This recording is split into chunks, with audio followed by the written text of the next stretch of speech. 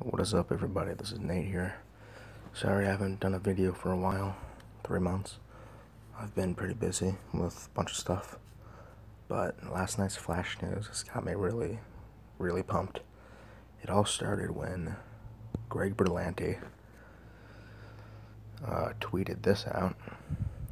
For all those tweeting me or elsewhere, we have not cast Savitar. Those reports are incorrect. That was at 3:47 p.m. yesterday. That caused big uproar with people wondering who Todd LaSance's character was, who was thought to be Savitar. I then got all nervous thinking that he was Daniel West. If you don't know who Daniel West is, look him up. I don't really want to get into it. Actually, you know what I do, because he's going to be a future villain of the season. This whole New 52 with regular DC Comics before it and after it has always been a little bit confusing. But, and he was, Daniel West was like, I don't know, what is it? He is like, it took place in the New 52, where the West family was black, but Daniel was white. So I think he was like married into the family or something, I don't know, but he was Iris's uncle somehow, and was like, I don't want to say obsessed with her, because he wasn't, but he wanted to, like, something happened where Iris didn't really like him, and it was because of her dad. So he pushed her. So Daniel pushed Iris's dad down the stairs, like crippling him, and he was sent to like a prison. And he somehow got super speed, and was the New 52 version of the Reverse Flash. And he was then like fixated on like trying to fix his relationship with Iris, and his powers were pretty badass. He could like, don't quote me on this, but he could like shoot off these like dark shadowy claws from like his suit. His suit wasn't even like really a suit, it was like a shadow or something. It was like part of him. Yeah, and well, anyway, his suit looked very similar to the suit Todd LaSance is wearing. This is Todd LaSance, and this is the suit he's wearing, which looks similar to Daniel West's. The color scheme and the lightning, like ear things that are on his suit, look very similar. The orange is similar, but yep. So I was nervous. I was thinking he was going to be Daniel West, because I don't want Daniel West to be done yet. I want him to be done in a future season. It's too soon for him. We haven't even gotten Wally West to be Kid Flash yet. Besides New 52, Flashpoint, which is going to be erased. But, so I was nervous about that. But happily, he's not. Todd LaSance is going to be the rival. And for those of you that don't know who the rival is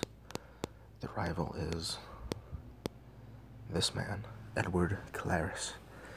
He is the Golden Age. If you don't know Golden Age, Silver Age, Golden Age is like the first era of comic books, 1938 to like, I want to say 1960.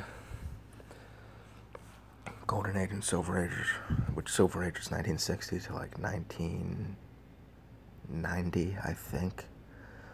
But Golden Age and Silver Age are the two eras of comics that I always prefer. I just prefer the old ones, like their stories are better. DC's, at least DC and Marvel are, their old comics were always the best ones. Marvel's ones from like, in my opinion, 1990 to like now have been crap, besides Infinity Gauntlet and a few others. But mainly 2000 and on, Marvel's comics have been total crap. DC's have always been very good. But anyway, he's the Golden Age version of the Reverse Flash, which is why he isn't really that known, kind of like Jay Garrick in a way, but Clarus wasn't around that much, so he's kind of unknown, but he's very awesome. He's in a way, he's like literally more like he's more the reverse of Jay Garrick than Eobard Thawne is to Barry Allen, in my opinion. Mainly the look, but yeah, as you can tell, he just looks a lot like Jay Garrick, especially the helmet. But that's who Todd LaSanz is playing. So my theory is that the Flashpoint timeline is going to be, well, the Flashpoint timeline will obviously be undone, and all those characters will change back to who they have been in the current seasons. My guess is that this guy, Edward Clarus, is going to be undone, and then his current self, Edward Clarus, he's not going to have powers yet, maybe, and then as time goes on throughout the season, like, we'll barely see him this season in Season 3. Season 4, he'll be the main villain, I believe, and I would love to see him get a new suit, like Zoom's black suit that they gave him. That was completely nothing like the comic book suit. He looked more like Professor Zoom. Well, he looked more like Reverse Flash. Eobard Thawne's comic book name is Professor Zoom, but he is a Reverse Flash, so people call him Reverse Flash, but he goes by Professor Zoom. He likes that name, so he's Professor Zoom. Professor Zoom and Zoom are nothing alike, so don't think like, oh, Professor Zoom, he's Zoom. No. Eobard Thawne is Professor Zoom. Hunter Zolomon is Zoom. Hunter Zolomon's costume looked nothing like his costume in the comics. He looked more like Reverse Flash's, Eobard Thawne's. So they could do like something like that, maybe change this suit that we see right here to be one more similar to the Jay Garrick looking rival suit, or just completely change it and make it look like nothing we've seen, like Zoom's in the show, to give us that Season 1, Season 2 feeling of we have many episodes where we don't know who the person is that is this villain, and then we'll find out how many episodes in that he is the rival and that he is Todd LaSanz. But that's what I think there on that. This is interesting. This is most likely going to be Savitar. Not the most interesting of comic book characters, but he's definitely cool in a way. He had a speed cult, as he called it. Some of these people are probably part of his cult. And if you want to know why he had a cult, it's because he was obsessed with the Speed Force. He worshipped the Speed Force. He wanted to be a part of the Speed Force and thought it was like God, so he idolized it, worshipped it, and was obsessed with it. Had his followers, the Speed Cult, in on it too, and he is probably the slowest speedster in all of comics. But because you look right here, he's 6'4", 220 pounds. Yeah, says it all. You read this, like other speedsters, Savitar can absorb speed and motion, slowing objects down at will, basically making it seem like he's going really fast when he's not going that fast at all. So this is what he looks like in the comics. I would love to see this version of the suit be done, but I don't know if they would do that, and they haven't cast him yet. Well, that's according to Greg Berlanti. He could just be saying that, but if this is Savitar, I doubt that they have not cast him yet. Someone I follow on Instagram noted that this looks like he got a higher quality version of the photo, but he thinks that this could be the Legion of Superhero ring, which was shown in the Fortress of Solitude and Supergirl in Season 1. I doubt that, but that would be an interesting twist. This is Dr. Alchemy. revealed at Comic-Con to be the main villain of the season. He is an all-out badass. If you know what Alchemy is, you know why he's a badass. And this, what he looks like in the comics, doesn't look like a badass, but this, damn, that's awesome. He looks like Scarecrow. And this is Tom Felton. This is Tom Felton. If you recognize him, that's because he's Draco Malfoy on the Harry Potter series. When they casted him, I was pretty surprised. I was like, whoa. A up-and-coming movie actor is casted on The Flash. Holy crap. Like, when they casted Tony Todd last year as the voice of Zoom, I was like, holy shit. Horror icon. He's been an icon throughout the last 2 decades with horror movies, most notably the Candyman series. I was like, damn, that's awesome. So, as they did last year with Zoom, this is Tobin Bell. If you recognize him, that's because he's Jigsaw in the Saw series. He's going to be voicing Dr. Alchemy. So that'll be cool seeing him in the mask, voiced by him in this mask. It's going to be so badass. So, yeah. What I think is going to happen during the season is, and we're also getting Grodd. So Gorilla City is going to pop back up. That'll be pretty cool. If you want to know what I'm using this app called AZ. I don't know what that stands for, but AZ Screen Recorder. So you can record your screen. So, yeah, Gorilla City is going to show up again.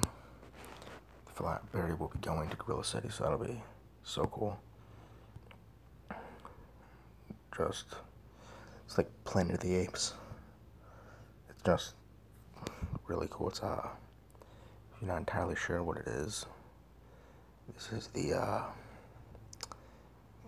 gorillas are technologically advanced, and as you can see here, they're all super intelligent. They're technologically advanced. They've got, you can see right there, a guy on a hovercraft.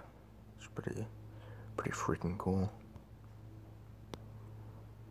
So yeah, that'd be cool to see him show up again. There it is, Gorilla City. Yeah, but it is pretty awesome. Up there it is on the show. What I was looking for. It is totally cool. It'd be so cool to see them explore this place. It doesn't look all that technologically advanced here, but obviously they had to be advanced in some way to make a statue of a gorilla. And all of those little lines look like they could be soldiers, maybe, gorillas. That would be pretty awesome. So but I really doubt Grodd is going to have a big impact on the season, mainly because the CGI could possibly doom not just the Flash, but all of their DC shows. Because if you look at it, Grodd in daylight does not look, he looks cool, but he looks badass, but he doesn't look all that real. Like, there was a scene in one of the episodes where he appeared in season 2 where he was walking in like a gas station. He just looked so fake. But this, wait, where is it?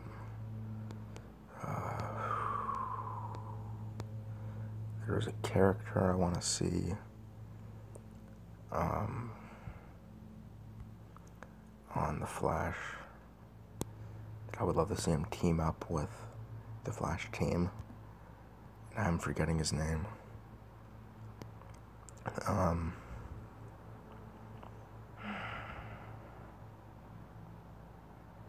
Okay, well, there was a, wait a minute. Okay, there was a gorilla in the Gorilla City that was the former leader of Gorilla City before Garage showed up. And he was dethroned by, up there is King Solovar. I want this guy to be on The Flash badly. Picture a gorilla. He's kind of like Namor from Marvel in a sense, kind of like Aquaman, where both of them didn't care about humans. They only teamed up with the Justice League, with the Fantastic Four Avengers, because they wanted to he wanted to protect their people, the Atlanteans and the sea creatures. Solovar is like that, but with good aspects, where he's not like a dick to people. Sometimes he's a good, quote-unquote, man, in a way. He respects everyone, but he only cares about his gorillas and wants to protect them. And that would be very cool to see happen. See if he goes to the Star Labs and has like a Jay Garrick episode 1 scene where he said, "My name's King Solovar and your world's in danger." That would be so cool. But yeah, that's my video. So comment what you want to see next. I really don't have any idea what I'm going to do next. I start college on Friday, so I'll probably have no time to do anything. But if you want to, I might be able to do something here and there. But comment what you'd like to see, because I've got no clue. So yeah, it's a cool video.